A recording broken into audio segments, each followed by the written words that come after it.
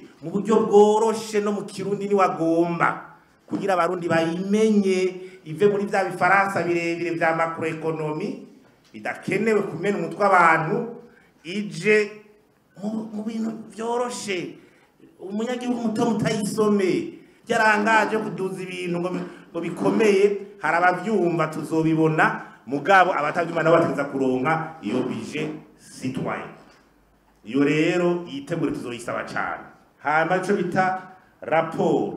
hagati mu mwaka hagaca haba rapport trimestrielle ku mezi 3 hagaca haba na rapport annuelle d'année hagati mu mwaka nimba hazoba revision tubimenye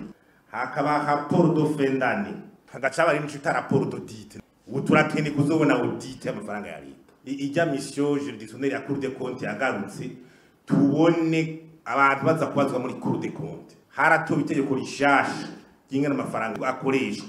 tugiye kurisigurira abarundi birimwo byo Cour des comptes zibazaho bashikiranganje amafaranga bariko barakoresha nayo igihugu baze gusigura ingene vyagenze twatubiye tutiro n'imigambi yoje imbere ni yihe badusigurira igitumira kiraje imbere gusumba iyindi mugabo tukaronka na raporo ikwiye neza yibije anku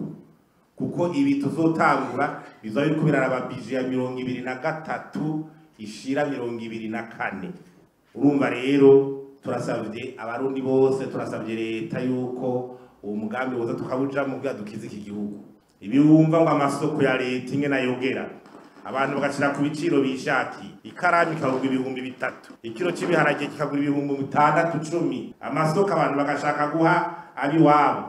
bagenzi babo abo basangira ikirahuri abo mu mugambi basangiye bene wabo abo bapfana ibintu amasoko itari kubagore